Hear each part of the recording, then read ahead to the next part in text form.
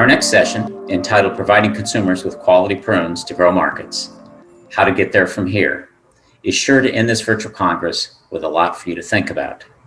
Before I hand it to panel moderator Brendon Flynn, I'd like a couple of minutes to set the stage for the discussion by taking a statistical look at the past 10 years in the prune industry and where we are today. The data used in these slides was sourced from IPA member reports and Trade Data Monitor. Starting with total hectares of orchards, as you can see in this slide, the land dedicated to growing prunes has gradually declined since 2011 by 25% overall, from approximately 70,000 hectares, or 173,000 acres, to a little more than 52,000 hectares, or 128,000 acres, with non-bearing orchards relatively steady over the past few years. What can be said about this overall trend is that global prune orchards are now much closer to bringing in balance with global demand. There's a lot going on in this slide, so I'd like you to focus only on the purple crop bar for a moment.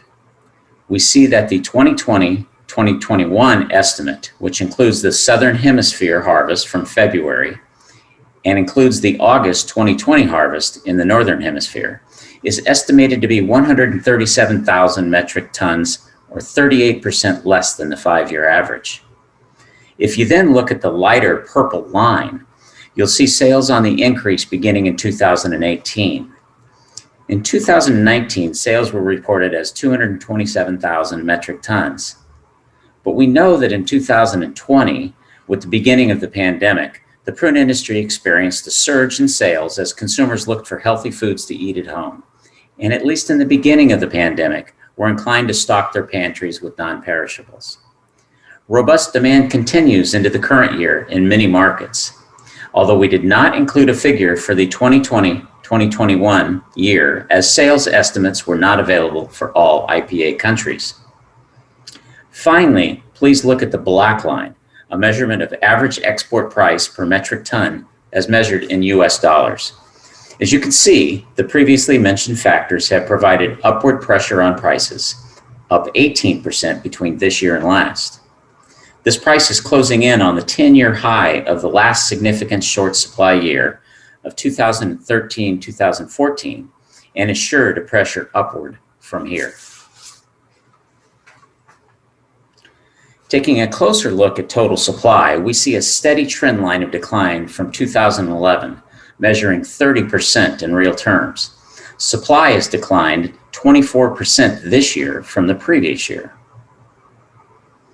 And finally, heading into the 2021-2022 crop year, it is estimated that the global prune beginning stock will fall to approximately 44,000 metric tons going into the Northern Hemisphere harvest, more than 66% less than 2020-2021. Well, this is a unique time for the industry for sure.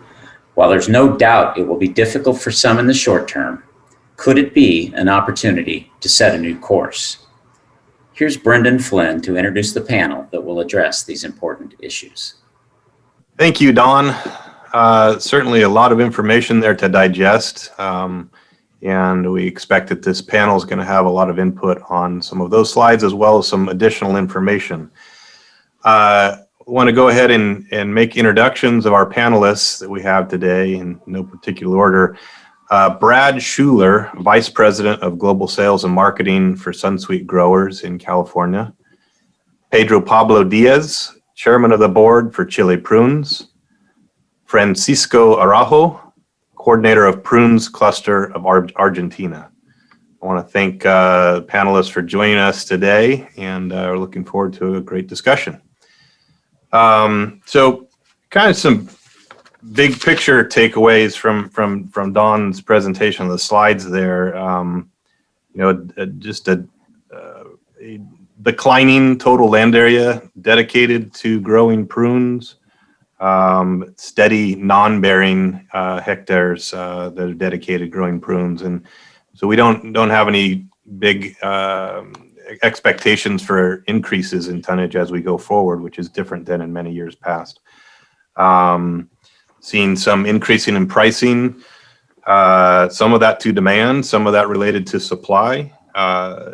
we have a temporary, probably undersupply, and certainly want to give a nod to the fact that both Chile, Argentina, and France have really experienced a crop, well, France not yet, but certainly Chile and Argentina crop disasters. And we as growers, producers understand that those things happen, and it's a very unfortunate event, and we want to wish them well, and as they struggle through those crop disasters, it can be very difficult for growers as well as handlers and processors to battle through these low yields. But we expect that both those countries to bounce back. We've heard some reports out of France that we don't have it fully substantiated yet, but also a potential for crop disaster there with some very significant frost and freezing events both during bloom and shortly after bloom. So give our regards to those growers as they work through those crop disasters or lower crop yields. So temporary undersupply, and then maybe a bigger takeaway there is that the beginning stocks going into the marketing season, and that's really an indication that demand as well as our ability to sell through some of our existing inventories. And as we move forward, and acreage in total land area dedicated to prunes is steady and somewhat matching with demand. So I think that's the primary discussion point for today. Everybody's going to take a little bit different approach to that, but so for the global prune industry, this past year has seen that convergence of strong markets fueled by potentially pandemic-related purchasing, followed by weather consequences in both hemispheres, which is leading to these significant short crops and then reduced inventories. And that's all borne out in those slides that Don presented. So this shift in position can certainly be seen as historic in prune industry terms. It's putting us in a new position as we move forward. And so the strategic path to sustained success may now be clearer. And success means different things to different people, but the question remains is how is this global prune industry going to respond to this new set of circumstances?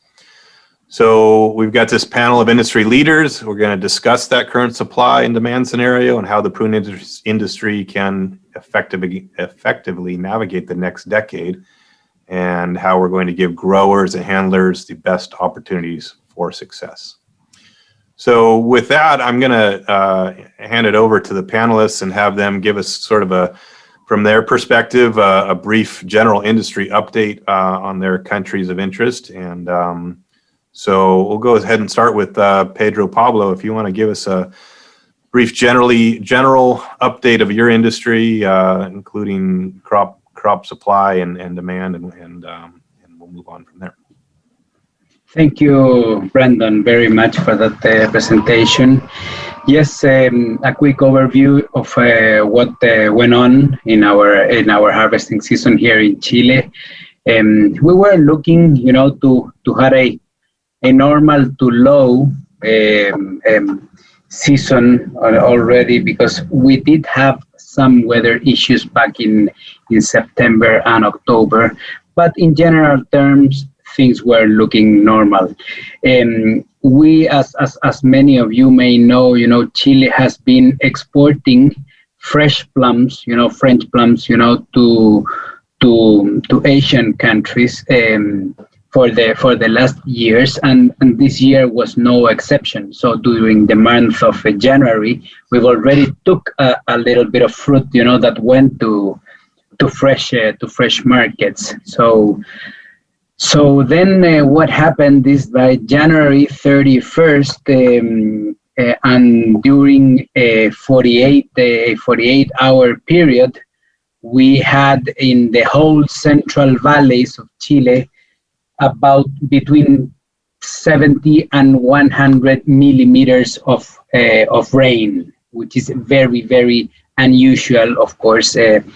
In Chile, in those areas, that is the equivalent to up to 4 inches of rain, and that evidently, was a complete disaster, and a series of events that started with that rain that ended up with a crop, probably, we are talking about a number of between 35 to 40,000 metric tons to be exported, in the condition to be exported. Not to mention that Chile, of course, is a country that usually, eats up the whole crop, by the end of season. We don't usually carry much inventory. So that's pretty much, what we are going to have at hand in order to cover our exporting needs for the year. So it's as Brendon, was saying, the word disaster is definitely the correct one. There is a lot of sun drying in Chile, and obviously, well, we got the rain, by the end of January, right before harvesting time for dry, and then the sun didn't shine for another 11, 12 days, in a row. So there was bad weather for drying also. So that was probably, we could say the more disastrous crop, we've seen maybe in history in Chile, at least, for what we can recall. But, well, we have our heads up, we definitely see, that it's going to be a difficult year, but opportunities may rise from out of this, and I believe that's what we're going to be discussing at the panel. Thank you, Pedro, Pablo. Francisco, maybe you can give us a brief overview of your industry and the status of supply and acreage in Argentina. Okay, thank you, Brendon. I will share you some information about Argentina. In the industry in Argentina, I think it's going through a process of transformation. A few months ago, we finished our 2025 harvest, which confirmed the third consecutive low crop. We are thinking about maybe the frost in September. I think it was the main cause. So the growers now are facing another very challenging year with low crop resources to do all the work that the orchards need. Their only relief has been the prices of prunes that have increased at a great level here in Argentina. Exporters work with higher raw material costs and with smaller quantities, so the main challenge will be to be able to satisfy the demand without losing consumers. Excellent. Thank you. Brad, maybe an update from California. Thank you, Brendon. Yes, California's 2020 harvest was 53,000 metric tons. This was down 34% from the prior year at just about 77,000 metric tons. Unlike probably Chile and Argentina, where they can point to significant specific weather events, the California crop was a little bit of a surprise. We had a long bloom with cool weather, perhaps below average cool temperatures, that we believe affected the pollination of the flowers in the orchards. This in turn resulted in a light fruit set in the orchards, but still a manageable low average crop. Unfortunately, as the fruit matured through the spring, we entered the early summer season in June, July, all the way to harvest, and had significant dry, hot temperatures in California, significant wildfires as a result of that, but really stressed the orchards. And we saw a prolonged drop from the first part of June all the way through harvest. And the crop just continued to get smaller and smaller over time. And it resulted in a close to disaster situation. I would say it's a very light crop for California. The good news in this is the quality was excellent, very low defect, and our 60 and larger fruit, our premium high quality fruit, was over 70% of the crop. And so it really yielded a high quality crop, and that with the beginning inventory of 77,000 metric tons enabled California to not only supply existing demand and growing demand, but also return to some historic markets with some supply. So we've been able to bridge because of being in inventory, but in fact, it was the second lightest crop in the last 10 years for California. As we look at the current crop year, the 21 crop, we're through our bloom. We had a nice extended bloom. The fruit set, although is not extremely heavy, it is from above average to slightly below average, depending on the growing area. It's a little early for us to tell. There will be some thinning that goes on to optimize for those premium high quality prunes that we want to harvest out of the orchard. But at this point, we have a crop on the tree. And so we're anticipating an average size crop from California.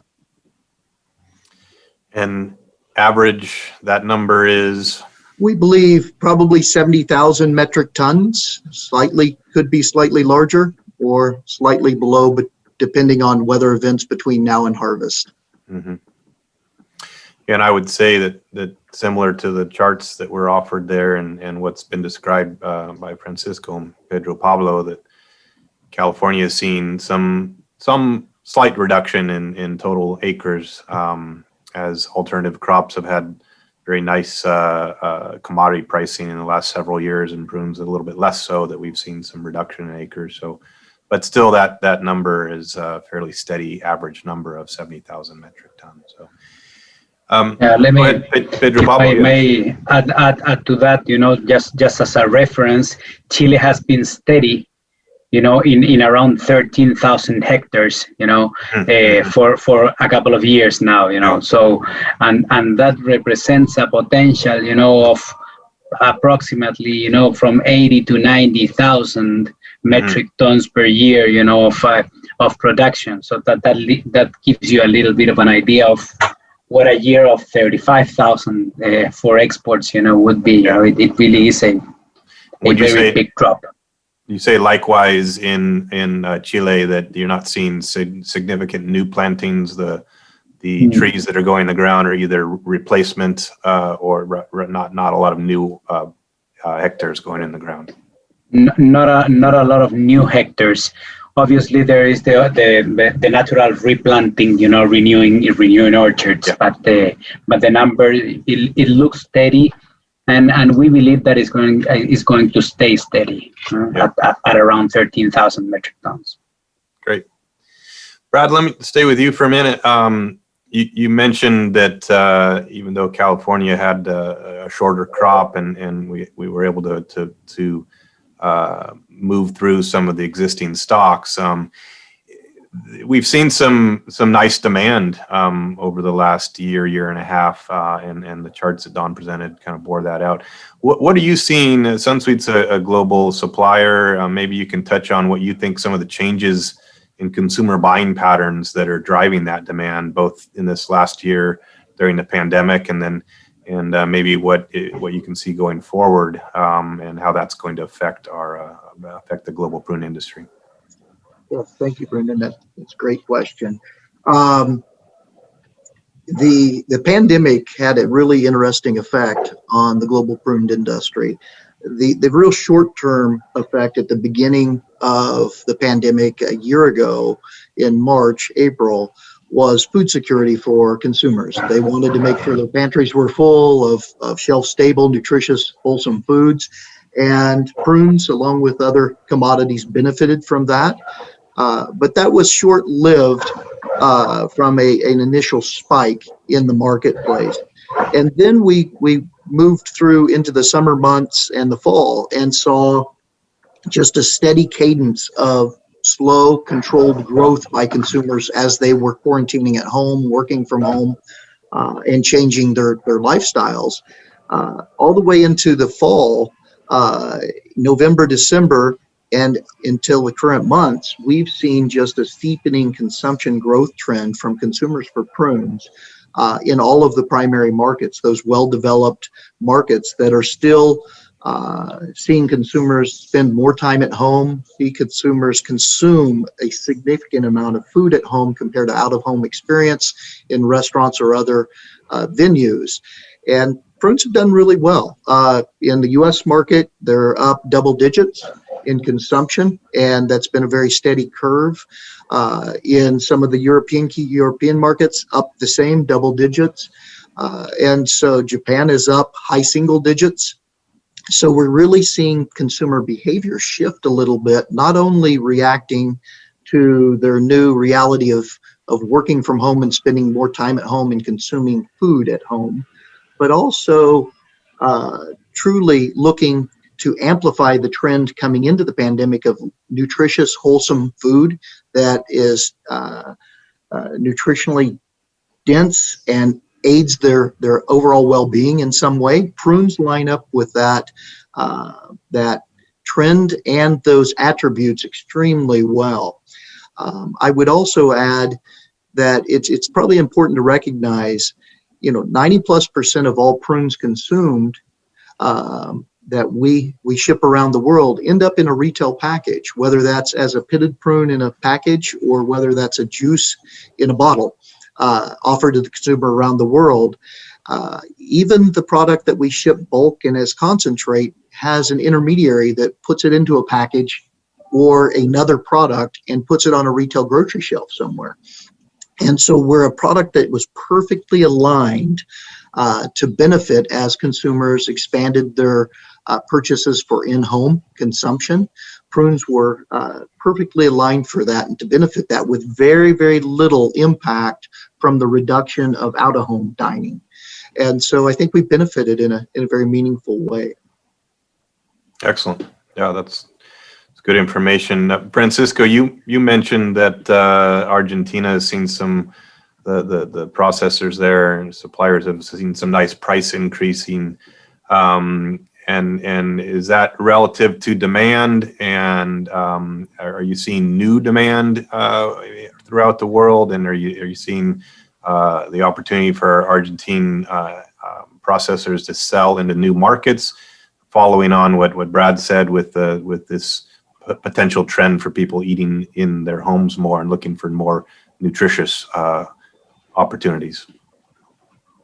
Thank you, Brendon. Well, what we are seeing in Argentina is that, as you know, Argentina exports the vast majority of the prunes it produces. So many consumers of our prunes live in other countries. Even so, we have observed that consumption in Argentina is growing, and the COVID virus has contributed to this growth in the consumption of dried fruits and accelerate and increase. Our sports clients are reporting that prunes are chosen for their preservation capacity and nutritional attributes. So I think it's a good notice for us for the industry, and it was a good year, and maybe the challenge is what we do this year. Yeah. Pedro, Pablo, are your handlers, processors seeing similar results in the marketplace, potentially new demand and increased demand? Absolutely. I agree with both Brad and Francisco. I would never like to say, that the pandemic, was a good thing, but, but for the industry, and I would call it probably, a kind of like a laboratory experiment. It's been incredible. It's been an incredible year. Chile is a very small market, but it kicked.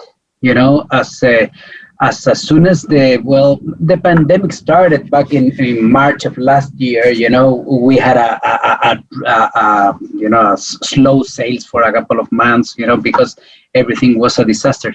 But it pushed, the people, to start using, digital channels, that we were not fully prepared, but we had to get prepared very quickly, and we responded to that, and it was an incredible experiment to see, how people started to buy prunes, in this case, in a skyrocket kind of pattern, for Chile, never seen before, as you were mentioning, most of the prunes effectively end up in a retail pack. Of course, there's not an exception here in Chile, and if we were, looking at, even at IPA, we've discussed many times the question raised, why you don't sell any prunes in Chile?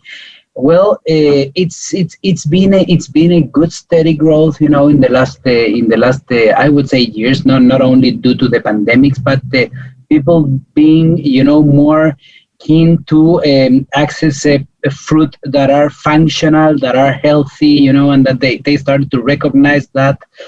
And this year was a kickoff in those terms. Not only in sales, using e-commerce channels, which is crazy. The pandemics in Chile has been addressed with lockdowns, very strong lockdowns and curfews.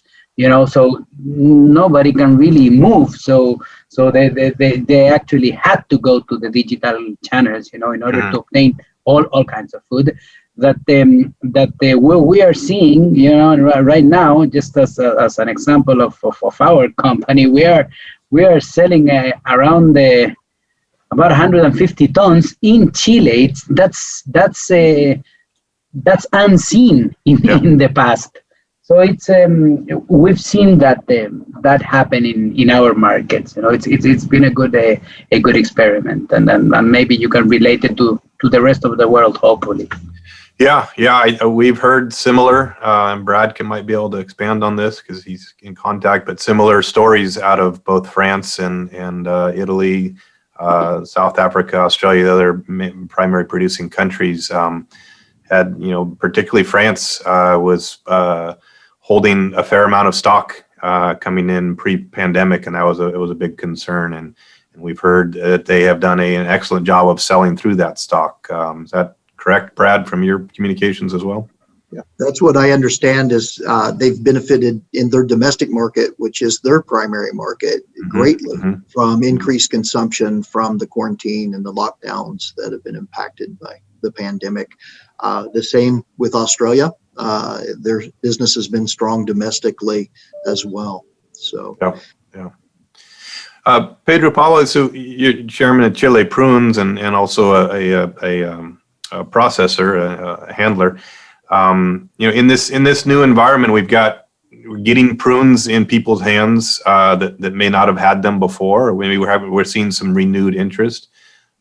Without getting into specific strategies, but I mean, what do you see as some of the primary opportunities for us as an industry, the primary drivers to kind of build upon that momentum and maintain that momentum? What is the messaging going forward as a global prune industry out into the marketplace to consumers and buyers of our fruit? Well, for starters, we need to obviously, leave the actual situation, a little bit aside, because if we stay at the thing of we're going through a disaster, then we're never going to go out of this, But what we do see is an opportunity, in order to keep talking about the properties of our product, and that's exactly what we have been doing. Because with the amount of prunes we have for this year, we're not going to cover the basic needs for our permanent customers. But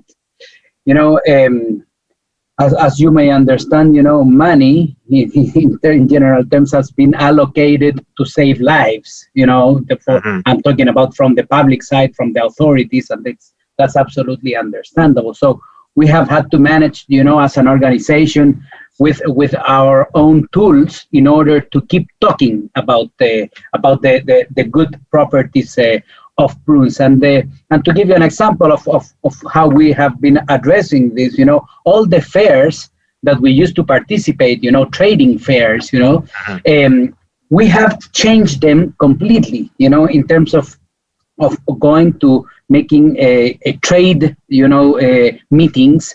We are moving all that into communication. Okay, we are having meetings, with the demanding countries of the world, and also new market, trying to open new markets through social media and digital channels, in order to keep talking about the prunes, its benefits, etc. How Chilean prunes, of course, are there, to stay, and how we can be, proper partners, for them in the future. We've changed the strategy in terms of communicating, and that I am 100% convinced that is going to be the way we keep working in the future. I'm not saying, of course, that the trade shows are going to stop. That's a place where you meet, your buyers. But communications, have gotten stronger, and easier because of all the opportunities you get today through different digital channels. So we've been talking about prunes a lot lately, and we have a very strong program of keeping our talks about prunes, from here until December, with an agenda that is definitely not going to stop. And there is obviously an open invitation, not only, to the trade and the exporter side of this, but also to the growers. We are in a moment where we have to be together, in terms of transmitting, as much as we can of how an incredible product we have at hand, and we have, to offer to the rest of the world. There is a problem of having a shortage, definitely, and we need to address it. And that address means, we need to keep demand alive. That is absolutely a necessity. We have gone through this in the past, with problems similar to this, and we didn't manage well. In this case, I think that it's everybody's in the industry responsibility to keep the demand alive. We need to work on that, as an industry altogether. Yeah, it's an interesting time for sure, because at the moment we're with short crops, coming off a short crop in California and a short crop in both Chile, Argentina, and potentially a short crop out of France. We're seeing us in an industry in an undersupplied situation. But you put that together with the fact that we potentially are getting much closer to a balanced supply situation in a normal year. So we really are starting to change how we're going to approach the market. The similar question for Argentina. In this new environment, building on momentum, building on the current demand that we're seeing, what are you seeing as the primary drivers, primary messaging that the Argentinian industry is going out into the marketplace? What kind of messaging? Well, I think we are facing an unique opportunity. It is essential to make advantage of the moment of change worldwide in the consumption patterns of safe and healthy food. Our products are what the world needs today, and it is our responsibility to make them available. We must move in this direction, always thinking on establishing a fair and a reasonable balance that allows our growers to prosper and continue caring for the orchards. Yeah, thank you. Brad, again, that momentum question. It's a bit of a precarious situation where we're in with supply, but we expect that we'll get back to a normal supply situation, and we want to make sure that we're not losing demand, as Pablo suggested, that we don't want to walk away from demand while we're in an undersupplied situation, but in fact, we want to continue to build demand and potentially build the correct demand. So what kind of messaging are you thinking that is appropriate for this situation? Yes, I agree completely with Pedro Pablo's position and Francisco's that it's critical that we continue our work and promoting our industry globally. During this time, there is a tendency when you're in a structural oversupply that market value of a crop puts pressure on the ability to promote and communicate about your crop. And in fact, when the supply becomes in balance with demand or slightly under, you start to see increased market value in a crop around the world, which in turn creates the ability to invest. And I would suggest that in the next few years, the market value will enable us both as an industry, as individual processors, as organizations like IPA, Chile Prune, California Prune Board, that we should perhaps amplify our investment in nutrition research, communication about the nutrition and the benefits of prunes that aren't fully recognized by the consumers around the world, such as bone health, inflammation, anti-inflammation characteristics, and as well as digestive health. And there's a big opportunity to really leverage the growth in consumption that we're experiencing now and push that forward. As you work to balance that between total global supply, it also creates an opportunity for you to really look at the quality of the prunes you want to sell around the world, what experience you want to deliver to the consumer, and really leverage those dollars and target them at a long-term path of consumption at a higher value consumer interaction that allows everyone in the industry to prosper over time. Mm-hmm. Yeah, it's the challenge is finding the dollars, right? To do these marketing and messaging activities, and again, coming off of a shorter total supply but higher valued, it's still the dollars are relatively static. So, but the messaging is important, and continuing to stay focused on not only the current message, but how we build upon that message going forward. And you mentioned the health messaging and continuing to invest in the research in both that helps us build that health messaging. It's generally you could find that people would agree that prunes are healthy, but maybe not. They don't always understand exactly why they are healthy, and so we as an industry we need to come together on that messaging and to bring that to the consumer. So, from that perspective of value, Pedro, Pablo, these value propositions, do you expect to see the industry and in particularly in Chile come together on that concept of that driving quality, and if we're going to have fewer prunes, do we make sure that the prunes that we do bring to market are of the highest quality, and what are you hearing from processors and growers in Chile around that concept? Yeah, I mean, the message is it's something that we have been working through IPA. It's important to mention it. For the last probably decade, and we've been successful in that. You were mentioning bone health. it's an incredible attribute of this, and then that's one of the things, that we need to keep talking about permanently. But going on the other side, instead of demand, going to the supply, issue.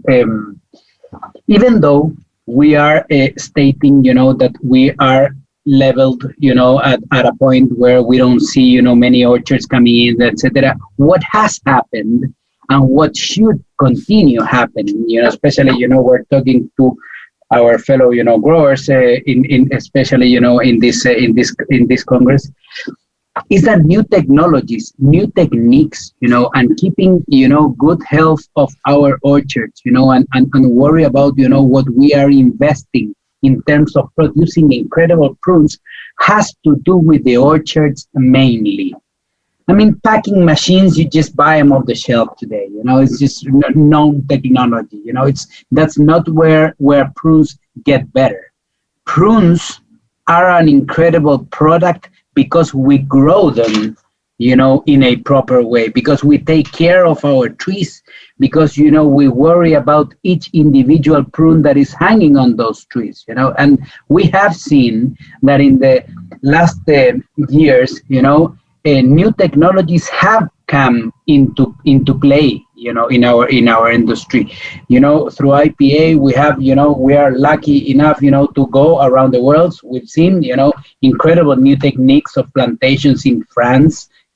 There are many good things, going on in Chile in terms of the orchards, and that is not only, what I am taking care of my tree, during the whole year, but also, when it is time to harvest, and being able to get the best out of the tree. And that's going to be very important in terms of the supply, I believe. I know that this is a broad subject of discussion, but climate change, even though we are steady right now at hectareage, around the world, we're saying that the number might be steady. We are looking at new phenomenons of weather, that we have not seen in the past. So we gotta be, we gotta worry, about, how we handle our orchards, in all aspects, just not to be undersupplied forever, because we are going to be having, climate events, that may not leave us with the opportunity to reach our full potential, permanently. That's something we need to add to the equation. We need to worry about, and really, I'm sure that in this Congress, those things have been addressed. There are, very good examples of new techniques, for orchard managing, and it is very important to observe that permanently, because we need to have those prunes, and we need each one of them to be exquisite and perfect. That's a challenge, that we need to keep alive. Well, I think you touched on a couple of subjects that are covered here in this Congress. We have the disadvantage of having these pre-recorded conversations, but you talked about climate change and its impact, and we did have a presentation on weather, as well as a presentation on some of the new techniques for producing prunes in the field. So some very timely topics, and I agree with you that quality starts in the field for sure. You can't hand off a piece of fruit that doesn't have the underlying characteristics that are necessary for the marketplace. You can't bring that to a handler and expect them to transform it into something that is not possible in the processing environment. Francisco, as we've seen some contraction, a reduction in acres in Argentina, are you seeing that the growers in Argentina are focusing to a higher degree, putting more focus on developing growing techniques out in the field to drive quality, to drive size, and try to present a product to the marketplace that has a good deal of value for the consumer? Yeah, sure. We have, as I said, three low crops, so it's not easy now for the grower to invest in the orchards, but there are some ones that knows that the only way is the quality, so they are improving in irrigation systems, so get the prunes bigger, and we have no problems with the sugar, and I think it's a good way. The challenge in Argentina in the orchards is the water, so irrigation is essential for us. Mm-hmm. Mm-hmm. Yeah, certainly from a grower perspective, it's difficult to reinvest in the orchards when the yields are not there in order to create the revenue for the farm and to adopt the new technologies. So it's a challenging situation. Brad, maybe you can describe Sunsweet's perspective or how they're trying to drive that value proposition to the consumer, to the buyers out there in the marketplace. How is that being started out with the growers and in the field and in the entire process? Yeah, I would start by saying that although there's been some consolidation of acreage in California, the consolidation has really been primarily in older orchards that were probably not as modern as could be. And we're an industry that's setting on, we have roughly 14,000 hectares of producing acreage, but we have another 2,000 to 2,500 hectares of non-bearing acreage that's coming in that is very modern plantings and modern techniques on better rootstock with better irrigation. So to me, there is hope that we will, although have a slightly lower total acreage, we'll be able to sustain some growth as we become more efficient at production going forward. But as an industry, California is wholly focused on looking at inputs required at the grower level to produce the best quality fruit possible. And why that's important is to try to understand, how to derive the right tonnage and the right mix of quality from the producer to the processor. And then that allows the processor to hopefully make the best decisions on what product and at what quality do you offer into the marketplace to maximize the value to the entire industry and the eating experience to the consumer. And so you'll hear California continue to talk about 60 and larger fruit that pit well and give a good eating experience and taste and flavor to the consumer. You'll hear California talk about high quality concentrate and prune juice that goes in and meets the expectation of the consumer on taste, flavor, and efficacy, that it actually has the health benefit consumers are looking for. And then we're looking to utilize fruit that may not be the correct fruit to put into a package or a canister for a snacking opportunity for the consumer that might disappoint them, to produce a derivative that we can add value to another product. And to me, that is a critical phase for the global industry to recognize the responsibility from the grower to the processor to the end marketer, that we want to put product in front of the consumer that they're going to be excited about, that they're going to experience and derive value and a benefit from. And we have some responsibility to be the gateholder that says which product goes to which market and how do we derive that value. And that's going to be really critical as we reach this balanced supply position to really maintain that quality control as a global industry. Yeah, it's really, truly, if you're going to get that piece of fruit in the consumer's hands, we want it to be a good experience the first time. And especially if we have fewer pieces of fruit to distribute out to the marketplace, right? It's even that much more important that we have a real close quality controls and again, that value to the consumer so that they come back for an additional bite at the prune. So, again, going back to the challenge of balanced supply and a current, what we hope to be is a brief undersupplied situation. Pedro, Pablo, do you think focusing on growth under these current supply situations is difficult, but it continues to be the right thing to do, rather than a contraction, as you just described, where we're moving away from demand? Is Chile Prunes looking at building growth throughout other markets? You mentioned Chile, but other markets as well, where you see some growth opportunities. Absolutely. I mean, and I think the answer to that needs to be yes. I'm going to make a little bit of history,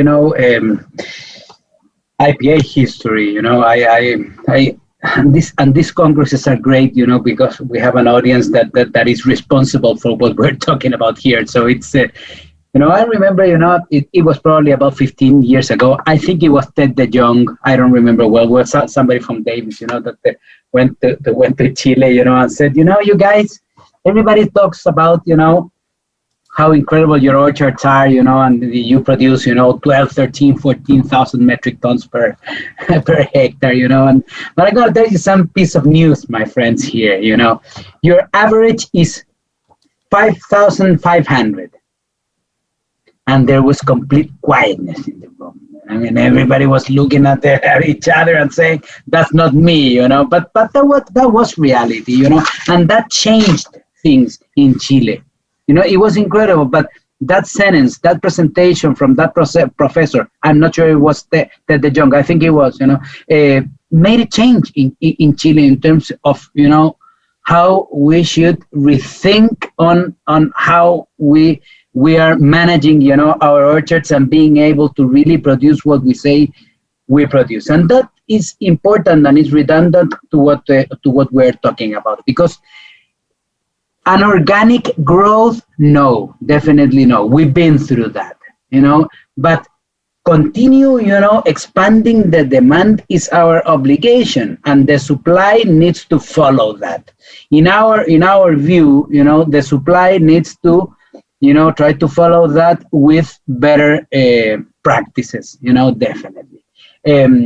But we were exporting, correct me if I'm wrong, 270,000 metric tons at some point of history. Maybe we reached 300,000 at a record time, and we are not even close to that. Okay, we did have that drop in 2014, which I take it as a point that needs to be, looked very, very closely by this industry, not to make, those type of mistakes again, and we definitely need to focus on growing the demand and not to observe the actual moment. Of course, it's going to be difficult, but we need to keep focus on that challenge. Let me tell you that through Chile Prunes, all the activities that we have scheduled in order to talk mainly about prunes, to the end consumer, because we're probably not going to be able to sell them, but we are going to be able to talk about our prunes and our industry, are 80% new markets for us. We are going, to see people that we have not addressed before, and we are using, a message. We're communicating a message that is a broad message. That is, you should eat prunes because how good they are and because of fiber, antioxidants, bone health, and because of all the incredible things that a super fruit, such a prune, can can benefit you. So definitely, the answer to that is, and I would underline it, is yes, we need, and it's our responsibility to keep growing, because we have a responsibility into bringing, that demand back to those 300,000, metric tons and more. These are times for that, most definitely. Brad, what's your perspective on growth in these sort of tenuous supply situations? I would say I'm aligned with Pedro Pablo in that we can't stop our efforts. I am certainly in agreement that in the 2013-14 crop cycles, there were some challenges that created long-term implications. And I'll go back to a quick statistic where I stated 90+% of our products end up on a retail shelf for a consumer. If we don't behave appropriately in times of strain and stress as an industry, you end up with less offerings for the consumer. And that's how you end up moving from 275,000 metric tons of consumption down to 225,000 tons of consumption. It takes a very long cycle to regain that opportunity to provide your products to the consumer at the retail shelf. Yeah. I think we have to continue to lean in and grow. We have to find ways to bridge between crops, make sure that we have a suitable starting inventory, and create an opportunity where we don't sell crop to crop, but we sell a consistent supply to make available for the consumer year round. But growth is essential, to Pedro Pablo's point, for the industry. Good. Well, we're coming up pretty close on our time allotted to us here. Maybe we can end things on a positive note, and if you can give me a brief description of what your most optimistic tone is for going forward. And I'm going to start with Francisco. Give me your best optimism as we move forward. What are you seeing as good opportunities?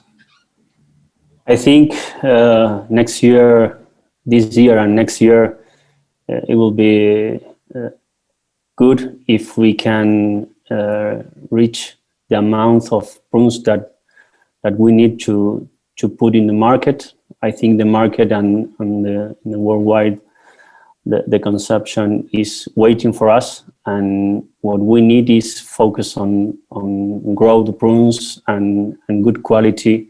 So the market finally will say that if this product is what they want. I think that last year they show us, the market, that we are in a good level, so we can reach this objective and go and put the prunes where the prunes need to be.